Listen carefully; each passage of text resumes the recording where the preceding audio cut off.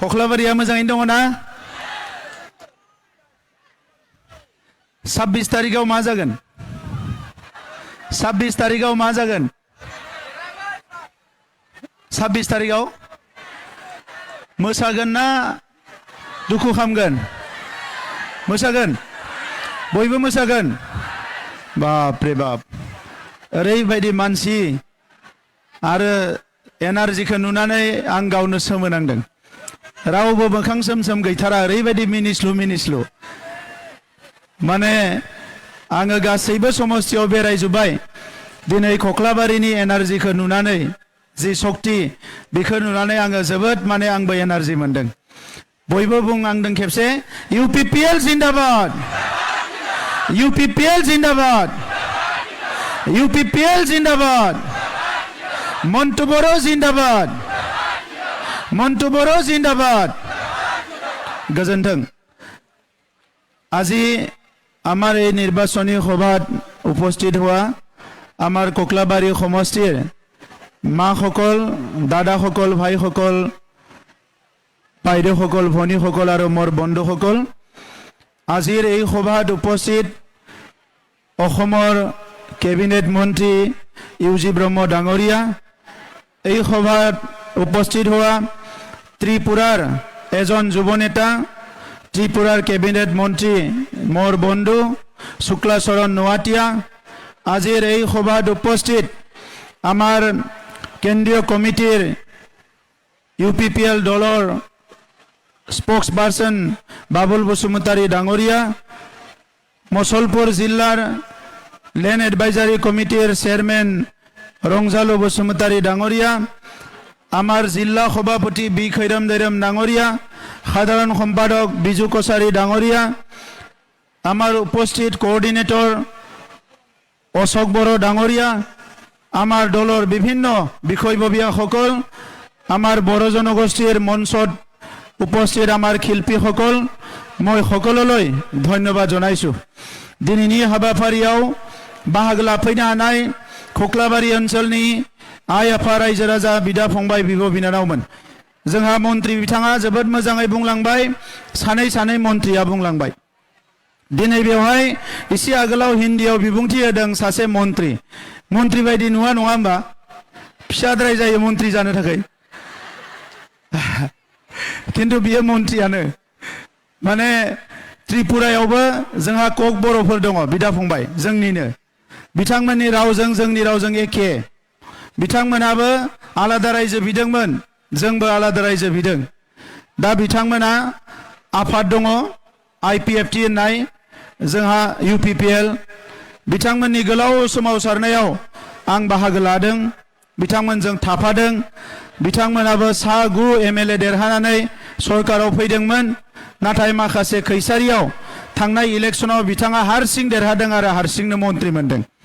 त्रिपुरानि cabinet मन्त्रि खनसे गोबारै आखाइ खबना हो जोंनिनो फंबाय शुक्लाचरण नवाटिया दा मानगोनां रायजो राजा नोंथांमोन खख्लाबारियाव आङो गोलाव बिबुंथि होनांगौ दङ होनना सानाखै आङो सानदोंमोन बेबायदि गिदिर मिटिं खुंलायनांगौ गैला मानोना खख्लाबारि ओनसोलनि आं रायजो राजानि गोसोखौ बुजियो खख्लाबारि ओनसोलनि जोंनि माहारिनि बिदा फंबाय बिब' बिनानावनि साननाय हनायखौ आङो बुजियो दा नंखायनो खख्लाबारियाव गोलाव बिबुंथि होनांगौ होननानै आं सानाखै नाथाय दिनै फैनांदों जे गुबै जाहोना जाबाय गोलाव सम सोमावसारनानै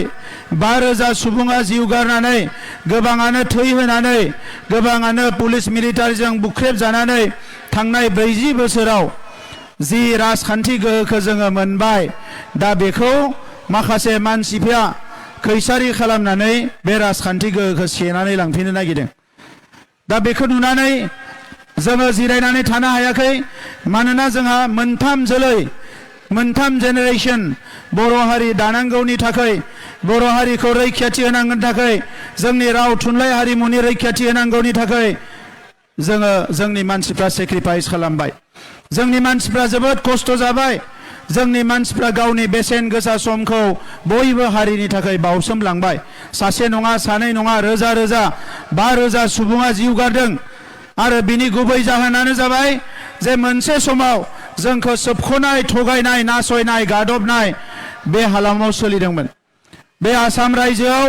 जोंखौ सोबख'नाय थगायनाय नासयनाय आरो गादबनायजोंनो बिथांमोना राजखान्थिखौ सालायदोंमोन। आरो बै समाव जोंनि राव थुनलाइ हारिमु, जोंनि सिनायथि, जोंनि हा हुनि रैखाथि बे गासैबो थेर बेथेर जालांबायमोन। नाथाय जोंनि दैदेनगिरिफ्रा, साननो गोरों सानसुमैफ्रा, जोंनि माहारिनि थाखाय गोख्रों सानग्रा जायफोर माहारिनि दैदेनगिरि बिथांमोना गोबां खस्थ' खालामनानै सोमावसारनानै नोंथांमोनाबो बयबो आइ आफा रायजो राजाया सान्दुं गोसायाव अखा हानायाव राजा लामा रेल लामा जथेनानै ओंखाम उखैहाब दै गांहाब सोमावसारनानै जोङो राजखान्थिनि गोहोखौ लाबोनो हाबाय। बै समाव रायलायदोंमोन बयबो जे राजखान्थिनि गोहोखौ गावनियाव लाबोनो हायाब्ला गावनि खाफालखौ गाव दानो हानाय नङा, जोंनि इयुनखौ जों दानानै लानो हानाय नङा। दा नंखायनो जोंनो राजखान्थि गोहोखौ नांगौ। दिनै बिएससि बिटिसि आरो बिटिआर जोङो सोरजिनो हाबाय। नाथाय बे बिएससि बिटिसि आरो सोरजिनो हानायखौ सोरबाया सानदों गावसोर जासिनानैसो होनाय बायदि। बेयो जासिनानै होआखै, जोंनि थै आरो आगोमा फिसाफोरनि जिउनि बेसेनावसो मोननाय। दा दिनै बेवहाय बड'लेण्डआव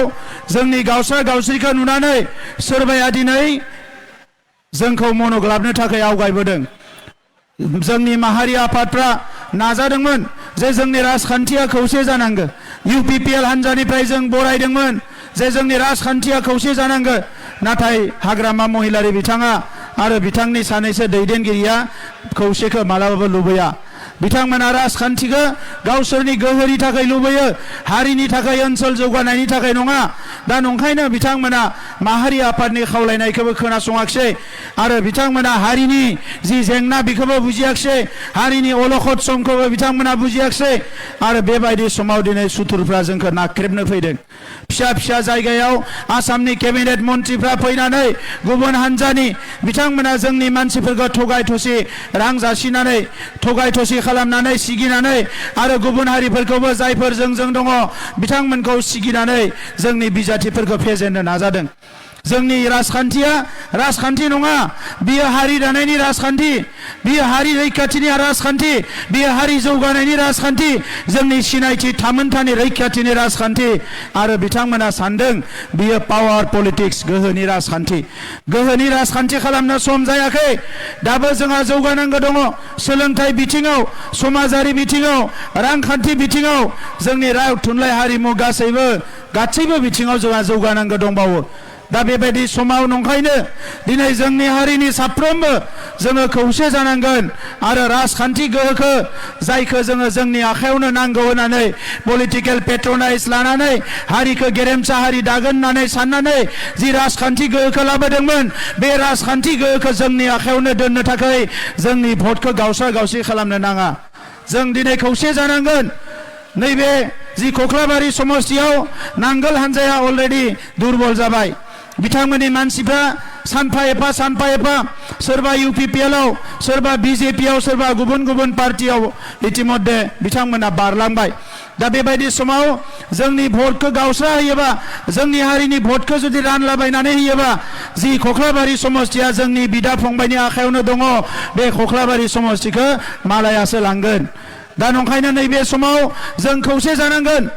आङो बे समस्तियावनो गेलेफैदोंमोन थांनाय खेबसेयाव। जोंनि हान्जाया बुंदोंमोन जे नों मोननै समस्तियाव गेलेनांगौ। आं मोनसे समस्तियावनो गेलेनो सानदोंमोन, नाथाय बुंबाय जे कख्लाबारियावबो गेलेनांगौ। आं गेलेबाय, नोंथांमोना आंखौ देरहाहोबाय। बिनि उनाव बाइ इलेक्सन जाबाय, जोंनि फंबाय मन्टु बर' बिथांखौ जोङो देरहाहोबाय।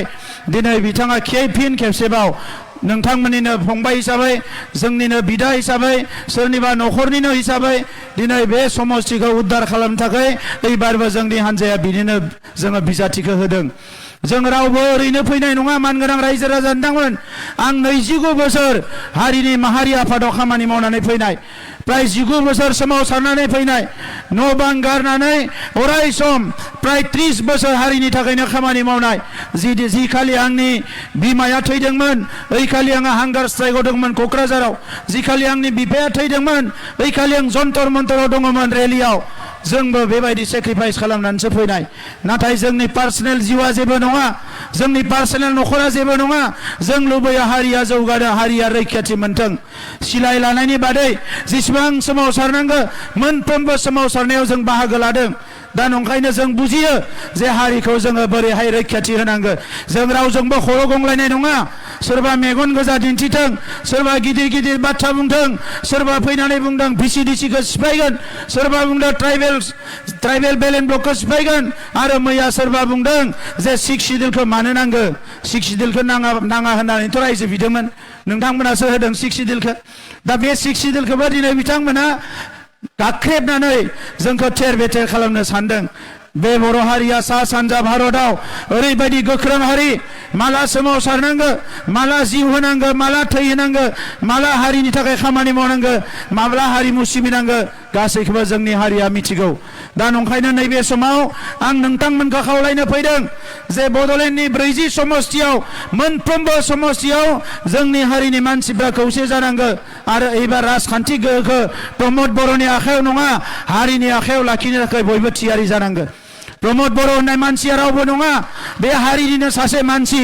आं रावबो लिडार नङा आं रावबो आलादा मानसि नङा जोंनि जिउखौ जोङो हारिनि थाखाय बावखानाय नैबे मोनसे जिउआव जों गुबुन खामानि मावनो होननानै फैयाखै थांनायनिफ्राय उजिनायनिफ्राय थैजासिम हारिनि खामानि मावनो होननानैनो फैदों आं सिफ जानाय जायैया गिदिर बाथ्रा नङा सोरबा इउजि ब्रह्मआ सिफ जानाय जायैया गिदिर बाथ्रा नङा नाथाय राजखान्थि गोहोआ जोंनि आखायाव थानांगौ बियो रोखा बाथ्रा बिखौ कुनु दिन जों कमप्रमाइज खालामनो हानाय नङा 5,000 सुबुंनि जिउ गारनानै रिमोट कन्ट्रलखौ बड'लेण्डआव लानानै फैदों आरो बे रिमोट कन्ट्रलखौ जोंनिनो साफा सानै बिदा फंबाया दिनै महर सोलायनानै राव सोलायनानै गारां सोलायनानै मालायनि जानानै बाथ्रा बुंनानै जोंनि गोहोखौ सेफिननानै लांनो नागिरदों दा नंखायनो जोङो थियारि जानांगोन दा नैबे इलेक्शना बेनिखायनो नर्मेल इलेक्शन नङा बेवहाय हारि थैनाय थांनायजों लोब्बा दङ जोङो सरकार दानायनि उनाव जोंनि जिखिनि दिल्लीयाव 1950 मायथाइनि बै समावनो खेराइ बागुरुम्बा मोसाहैदोंमोन दिनै बिथांमोनखौ जों बरायदों मानोना जोंनि हारिमुखौ बिथांमोनानो नेशनेल लेभेलाव गायसनजेनदों जोंनि 1950 मायथाइनि उनाव रेडिअ सेन्टार टिभि सेन्टाराव मेथाइ खननायफोरखौ बरायदों मानोना जोंनि हारिमुखौ बिथांमोनानो गिबिसिन गायसनजेनदों जे जोंनि हारिमुवा थांनानै थानांगौ जोंनि जायफ्रा दिनै फिल्म बानायदों बिथांमोननि थाखाय जोङो 6टा सिनेमा हल बानायगासिनो दङ खख्लाबारियावबो सिनेमा हला बेखेव जाबाय जोंनि हारिमुखौ जों जौगाहोनो नागिरदों जोंनि सिनेमा बानायग्रा बिथांमोननि जि बिसा दङ जोङो अनसुंथाइ होदों जाहाथे जोंनि सिनेमा बानायनाया जौगायो जोङो ड्रामा बानायग्राफोरनो जों अनसुंथाइ होदों जायफोर दिनै खेराइ मोसाग्रा हान्जाफोर दङ बिथांमोननो जों जेसेबां हायो अनसुंथाइ होदों जोंनि हारिमुखौ जौगाहोनांगोन जोंनि सोलोंथाइखौ जौगाहोनांगोन BPFनि सरकारनि समाव मेट्रिक हायार सेकेन्डारिनि रिजाल्टआ बयनिख्रुइ गाहायाव थायोमोन आसामाव दिनै जोंनि दिनाव मेट्रिक हायार सेकेन्डारि रिजाल्टआ बड'लेण्डनि जिल्लायाबो 1 नाम्बार 2 नाम्बाराव थायो बियो गाहायाव थाला रायजोफोर जोंहा मेलेम दङ जोंहा साननो हानाय गोहो दङ जोंनि फरायसाफ्रा मोजां परिबेश मोनोबा डाक्टार इन्जिनियारल' नङा साइन्टिस्ट आरो नेशनेल इन्टारनेशनेल लिडार जानो हानाय केपासिटि दङ नाथाय बे थासारिखौ जोंनो सुथुरफ्रा होआखै दा नंखायनो नैबे समाव रांखान्थि जौगानो थाखाय आइ अनसाय बिथांखि बानायदों माइनाव सोरां बिथांखि लाबोदों अमा फिसिनायनि थाखाय पिग मिशन लाबोदों जेसेबां आसनि नांगौ दिनै बिमाफोरनि मुङावनो आइजोफोरनि मुङावनो जोङो आसनिफोरखौ लाखिदों BPF सरकारनि समाव बेबायदि बिथांखिफोर गैयामोन बिथांमोना केन्द्रीय आरो राज्य सरकारनि बिथांखिजोंनो सोलायोमोन दिनै हा हुनि खामानि मावनो बैसोमुथि मिशन लाबोदों जोङो बैसोमुथि 1 आरो बैसोमुथि 2 बेमार जाग्राफोरनि जायफोर बिमाफ्रा दिनै गथ' जोनोम होनाय समाव थैनो गोनां जायो बिथांमोननि थाखाय आइ अनसाय बिथांखि लाबोदों जाय बिमाफ्रा दिनै जोहोलावफोर उजिहोनानै बिथांमोना जायफोर दिनै पुलिस मिलिटारिजों गावथार जाबाय बिथांमोननि जोंनि आइमोनखौ जोङो जिउ थाजासिम मदद होनो थाखाय बिमा सिबिनाय बिथांखि लाबोदों जेराव जोङो बिथांमोननि जिउ थाजासे मास मोनसेयाव 1,000 जोङो होनो सानदों मानोना बिथांमोना हारिनि थाखाय अबदान होदों दा नंखायनो नैबे समाव मोनसेबो बिथिंखौ गारनानै दोनाखै जोंनि समावनो जोहोलाव नीलेश्वर ब्रह्मनि मुसुखा गायसनबाय जोंनि सरकारनि समावनो जोङो अस्ताद कामिनी कुमार नार्जारिनि मुसुखा गायसनबाय जोंनि समावनो जेसेबां बर'नि गेदेमा दङ बयनिबो मुसुखा गायसनबाय दिनै जोंनि बड'फानि जायगाया दिल्लीयाव जाहैबाय जाय दिल्लीयाव थांनानै सोमावसारदोंमोन हारिखौ गायसननो नाजादोंमोन बे दिनै हादोरनि दैदेनगिरिफोरा दिनै हारिखौ रिकगनाइसन होदों जोंनि माहारिनि बिफाखौ दिनै बिथांमोना रिकगनाइसन होदों बे हाबाफारिफोरखौ लानानै हारिनि एजेन्डाखौ लानानैनो जों फैदोंमोन आरो बेखौनो जोङो दिनै मावफुंगासिनो दङ जों थानाय समसिम जिखौ बाथ्राखौ एसे आगोलाव इउजि ब्रह्म बिथाङा बुंलांदों हाग्रामा महिलारिया बुंदों UPPL नि सरकारा मेला आरो खेलानि सरकार जोङो मेलाखौ बिथांमोननि बायदि जौ जुवानि मेला होआखै बिथांमोननि समाव लाइमोनफोरखौ जौ लोंनो फोरोंदोंमोन लाइमोनफोरखौ हिंसा खालामनो फोरोंदोंमोन केम्प बानाय दोननानै बुलाय होदोंमोन दिनै जोङो 100% बेखौ बोखारजोबनानै शान्ति खालामबाय जौ जुवा नङा लेखा फरायनांगोन मानसि गिदिर जानांगोन फुटबल गेलेनांगोन हारिमुआव जोङो जौगालांनांगोन दा नंखायनो आइ आफा रायजो राजा नोंथांमोन UPPL हान्जाखौ नर्मेल पलिटिकेल हान्जा बायदि दाला बे UPPL हान्जाया हारिनि थाखायनो उजिनाय हारिनि खामानि मावफैनाय जेब्लायसिम थागोन बियो हारिनि खामानि मावलांगोन रावजोंबो कमप्रमाइज खालामनाय नङा दा जोङो नुबाय 40 समस्यायाव खमसे खम 25 निफ्राय 27 समस्यायाव UPPL आ देरहानो थांगासिनो दङ एबार हारसिं सरकार बानायनो थांगासिनो दङ बे 5 बोसोराव जोंनि हारिनि खामानि मावनायजों लोगोसे जोङो असमिया मानसिनि खामानि मावदों आदिबासीनि खामानि मावदों गुरखानि खामानि मावदों मदायिफोरनि खामानि मावदों सरनिया कसारिनि खामानि मावदों राजबंशीनि खामानि मावदों माइनरिटि मुसलमाननि खामानि मावदों मोनसेबो हारिखौ गाराखै जों बयनिबो खामानि मावदों मानोना बिथांमोनखौबो अननांगोन अब्लासो जोंनि इयुननि लामा थाबायनायाव बिथांमोना मदद होगोन BPF नि गोरोन्थिनि थाखाय बर' अना बर' जोनोम जादोंमोन दिनै UPPL हान्जा फैनाय लोगो लोगोनो सरकार दानाय लोगो लोगोनो बर' अना बर' होननाय जेबो गैला बयबो दिनै समान जाजोब्बाय राजखान्थिखौ खालामनो रोंनांगोन राजखान्थि हान्जाया नीति आदर्श थानांगोन राजखान्थि दैदेनगिरिफ्रा इयुन नोजोर गोनां जानांगोन आरो बिथांमोना गोसो थानांगोन जे हारिनि थाखाय खामानि मावनो थाखाय जों हारि हारसिङै थख'यै थांना थानो हानाय नङा बे हालामाव जुदि जों 100% जोंनि मानसि मोनब्ला जों हारसिङै थांना थानो हागौमोन नाथाय दिनै गुबुन हारिफोरखौबो जोङो समान समान लांफानांगोन दा नंखायनो नोंथांमोना गोनो गोथो जानो नाङा फैगौ 22 अक्ट'आव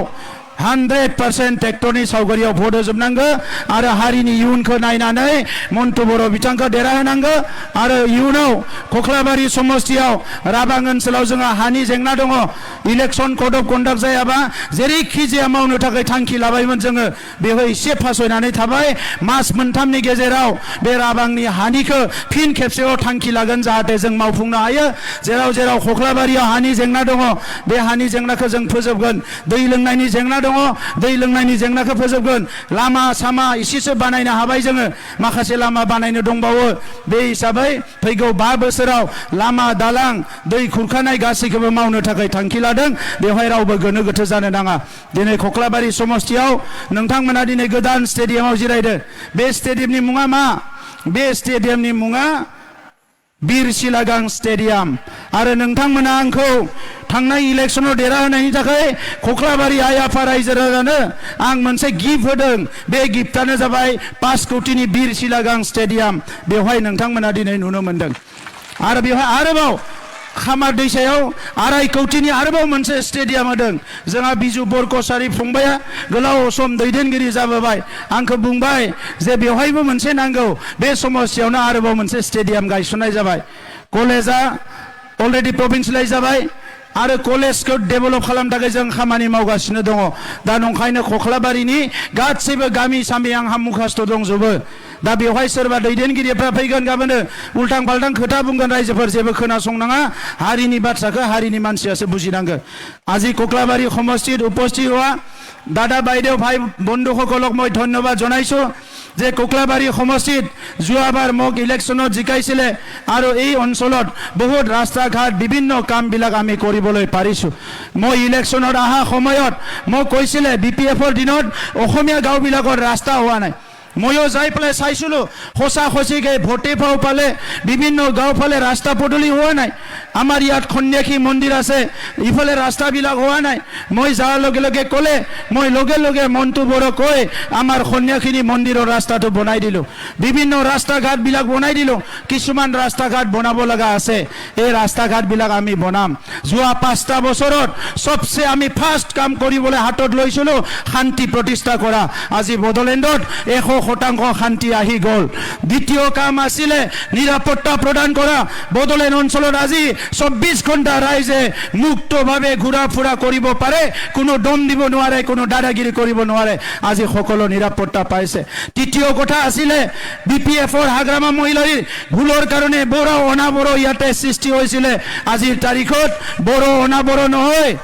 বড়োলেণ্ডত 26টা জনগোষ্ঠী আছে 26টা জনগোষ্ঠীৰ নিজৰ পৰিচয় আছে ভাষা আছে অস্তিত্ব আছে নিজৰ স্বাভিমান আছে প্ৰত্যেকটো জনগোষ্ঠীক আমি নিজৰ পৰিচয় দিছো ইয়াত বড়ো অনাবড়ো বুলি দুটা জাতি কৰি পেলাই আমি ক্ষুদ্ৰ জাতিবিলাক শেষ কৰি দিয়া নাই সব জাতিক আজি উঠাই আনিছো সব জনগোষ্ঠীক উঠাই আনিছো প্ৰত্যেকটো জনগোষ্ঠীৰ উৎসৱ আজি আমি চৰকাৰীভাৱে ঘোষণা কৰিছো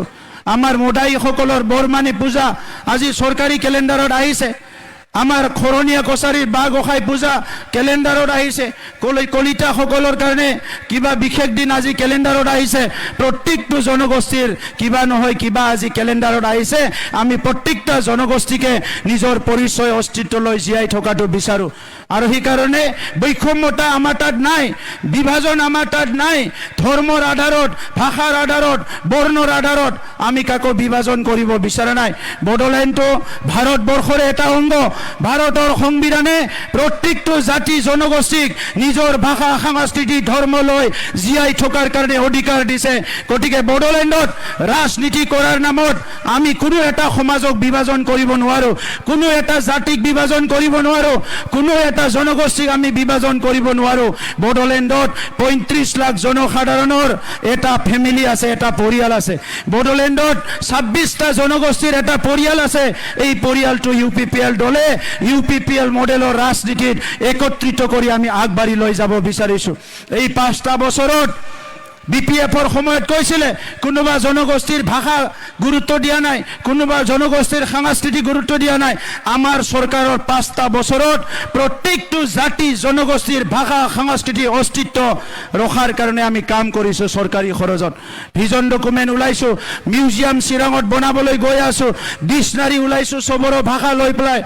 বিভিন্ন কামবিলাক আৰম্ভ কৰিছো গতিকে কোকলাবাৰীত যিখিনি আমাৰ ৰাস্তা দলং হ'বলৈ বাকি আছে যিখিনি গাঁৱত ৰাস্তাবিলাক ভাল হোৱা নাই অহা 5টা বছৰত আমি টাৰ্গেট লৈছো ইয়াত কোনবা ৰাজনীতি কৰাত বড়ো অনাবড়োৰ পৰা কিবাকে আমি ওলাই আহিলো সবে সমন্বয়ৰ সমাজ আকৌ গঢ়িলো এতিয়া কোনবা দলে আহি আকৌ সমাজখন ভাঙিব বিচাৰিছে জালাওৰ ফালে এটা সমাজ বনাব বিচাৰিছে এইফালে লক্ষীবাজাৰৰ ফালে এটা সমাজ বনাব বিচাৰিছে এই ৰাজনীতিৰ কোনো পৰাশ্ৰয় দিব নালাগে এই ৰাজনীতিৰ পৰাশ্ৰয় দিব নালাগে স্বাধীনতাৰ 78 বছৰ পিছত আজি যদি এজন মানুহে আনজন মানুহ ঘৃণা কৰিব লাগে এটা জাতি আনটো জাতি ঘৃণা কৰিব লাগে এটা ধৰ্মে যদি আনটো ধৰ্মই ঘৃণা কৰিব লাগে ভাৰতবৰ্ষটো বিশ্বৰ সৰ্বশ্ৰেষ্ঠ গণতন্ত্ৰ বুলি কোৱা হৈছে ভাৰতবৰ্ষ বিশ্বত মাদাৰ অফ ডেমক্ৰেসি বুলি কোৱা হৈছে সেই ডাঙৰ ডাঙৰ নেতাসকলে কৈছে আৰু সেই নেতাসকলে যদি আজি সমাজখন ভাঙিব বিচাৰে ইয়াতকে দুখজনক একো নহব যেতিয়ালৈকে ইউপিপিএল থাকিব তেতিয়ালৈকে আমি কোনো জাতি জনগোষ্ঠীক পিছ পৰিবলৈ নিদিও কোনো জাতি জনগোষ্ঠীৰ ভাষা সংস্কৃতি পিছ পৰিবলৈ নিদিও আমি একেলগে আগুৱাই লৈ যাম এই ভাৰতবৰ্ষ আমাৰ এই অসম আমাৰ এই বড়োলেণ্ড আমাৰ ইয়াত 26টা জনগোষ্ঠী আমি একেলগে আগবাঢ়ি যাম আজি খোখলাবাৰীত কোনোবা বিজনেছমেন ঠিকাদাৰ কেণ্ডিডেট হৈ আহিছে কোনবা কিবা কেণ্ডিডেট হৈ আহিছে এই মানুহবিলাক সমাজৰ কথা বুজি নাপায় আজি সমতাৰ কাৰণে ইলেকশ্যন খেলিছে কোটি কোটি টকা দি পেলাই তেখেতসকলে মানুহক কিনিব বিচাৰিব অহাকালি মানুহক পাহৰি যাব ৰাইজক পাহৰি যাব খোখলাবাৰীত যদি বানপানী হয় মন্টু বড়ো থিয় দিব লাগিব বিজু কছাৰী থিয় দিব লাগিব বিপুল বড়ো থিয় দিব লাগিব কোকলাবাৰী যদি ধুমুহা হয় মন্টু বড়ো থিয় হ'ব লাগিব ইয়াত আমাৰ অপূৰ্ব থিয় হ'ব লাগিব আমাৰ নেতাসকলে থিয় দিব লাগিব কোকলাবাৰীত যদি কিবা এটা সংঘাত হয় আজি ইয়াত সুৰেন মদাই থিয় দিব লাগিব মন্টু বড়ো থিয় দিব লাগিব এই পৰিৱেশটোহে আমাক লাগে তো সেই কাৰণে সবে ঠিকে আছে তো একো গণ্ডগোল নাই ঠিক আছে ৰাজনীতিটো ইমান তলত নামি আৰু ইমান জীৱন মৰণ লৈ ৰাজনীতি কৰিব নালাগে গণতন্ত্ৰটো খুব আমাৰ সুস্থ হৈ গৈছে এই সুস্থ গণতন্ত্ৰত সবে শান্তি সম্প্ৰীতিৰে ৰাইজক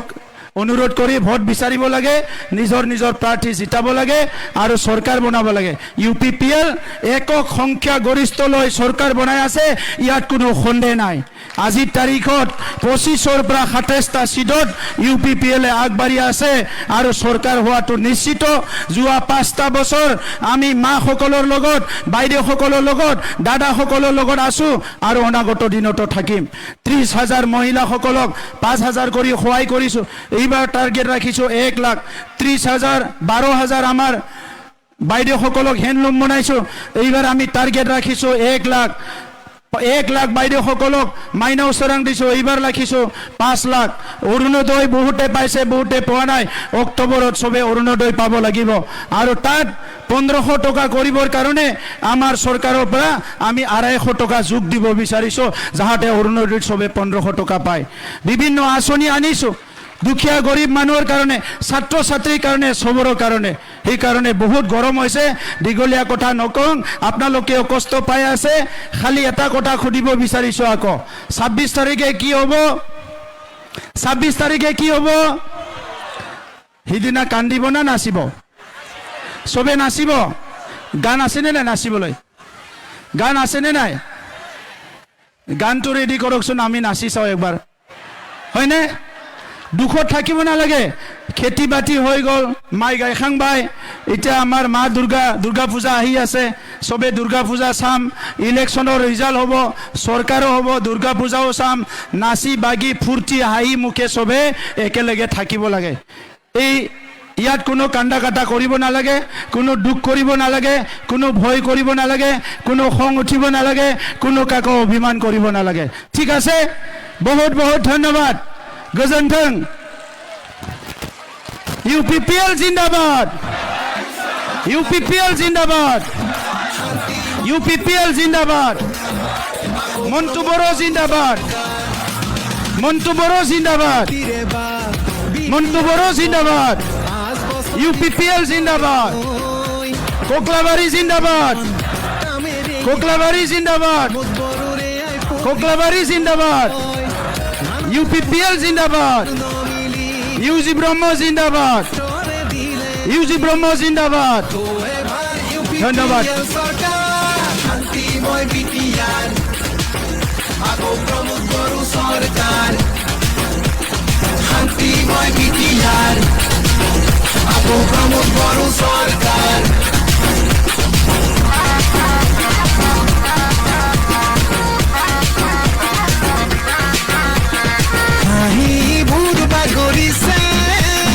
রাইজর মুখে মুখে বিকাশ করিব আজি, প্রমোদ বড়ুয়ে দিলে উন্নতির ফুল চৌপাশে বয়, প্রগতির ঢল আহিছে বই।